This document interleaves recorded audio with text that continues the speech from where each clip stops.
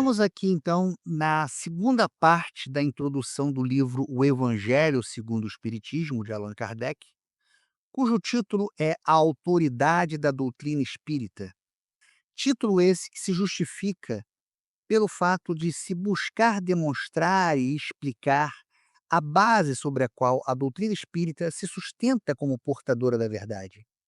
Não se trata de uma autoridade que foi imposta por uma instituição ou por uma figura humana, mas uma autoridade intrínseca decorrente de sua própria natureza e de seu método de revelação. A doutrina espírita, ela não é humana, mas uma revelação divina transmitida por vários médiuns espalhados por diversos pontos do planeta, onde a mesma pergunta foi feita, obtendo a mesma resposta. E é essa concordância entre esses ensinamentos que é o principal critério da verdade, protegendo contra erros e desvios, assegurando a sua unidade e a sua propagação. A mensagem central a qual vamos estudar é um chamado à prudência, ao estudo e à busca pela concordância universal como um critério fundamental para discernir a verdade espírita. Então, sem mais delongas, vamos iniciar o estudo do primeiro parágrafo. Esse primeiro parágrafo, Kardec vai buscar justificar a origem divina da doutrina espírita, argumentando que uma doutrina tão abrangente e profunda não poderia ser fruto da mente de uma única pessoa.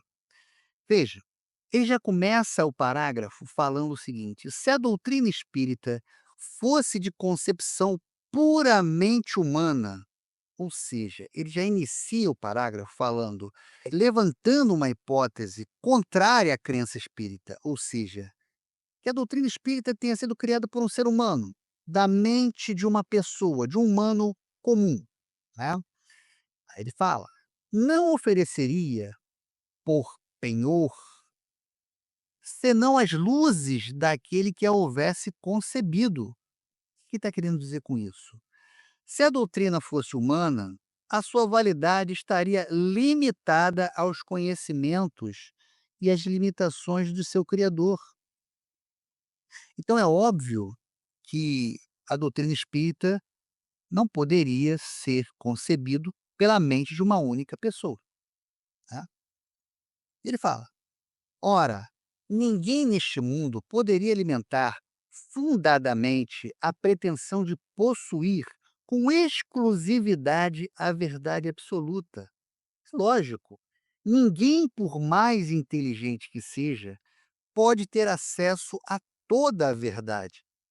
Se os espíritos que a revelaram se houvessem manifestado a um só homem, ou seja, se a doutrina espírita tivesse sido revelado apenas a Allan Kardec, apenas a uma única pessoa, seria difícil de comprovar a sua autenticidade.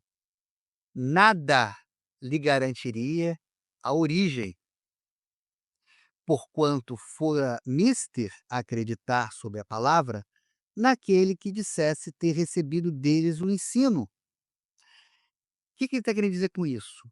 Que a palavra de uma única pessoa não seria suficiente para convencer o mundo da veracidade da mensagem.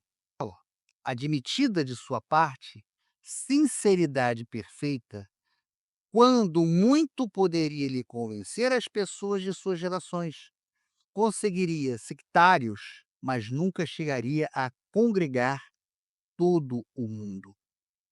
E o que Kardec está querendo dizer com essa passagem? Ele está querendo dizer que mesmo que essa pessoa ela fosse extremamente sincera, o máximo que ela iria conseguir é apenas um grupo de seguidores, mas ela não iria convencer toda a humanidade. Para finalizar, vamos fazer uma análise dos pontos mais importantes desse primeiro parágrafo. E aí Kardec ele já começa falando sobre a limitação de uma doutrina de concepção humana. Ou seja, será que um homem sozinho poderia criar da sua mente essa doutrina, né? E aí Kardec ele vai falar que a validade dessa doutrina estaria dependente do conhecimento e do saber dessa pessoa. Isso faria com que essa doutrina estivesse sujeita a limitações humanas. Ela seria falha, ela seria estaria sujeito a uma subjetividade, estaria sujeito a uma parcialidade desse conhecimento. E aí Kardec também chama atenção da impossibilidade da verdade absoluta por um único indivíduo. Ninguém neste mundo poderia possuir com exclusividade a verdade absoluta. Essa afirmação reconhece a limitação inerente ao conhecimento humano. Nenhum indivíduo, por mais inteligente que seja, pode abranger toda a verdade. E isso faz com que você tenha uma certa fragilidade da revelação a um único homem.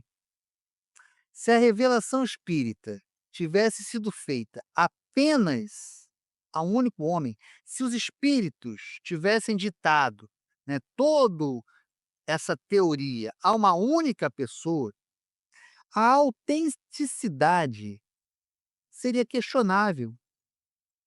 Seria necessário acreditar na palavra desse indivíduo. E qual é a garantia que ele ia passar? Nenhuma, tá? Qual é a garantia que ele vai passar que realmente ele recebeu a comunicação do espírito, que aquilo ali não foi coisa da cabeça dele? Então, mesmo admitindo a sinceridade desse indivíduo, sua influência seria limitada. E aí você teria algumas consequências, né, dessa revelação dos espíritos a uma única pessoa. Que consequências seriam essas? Primeiro, uma convicção restrita.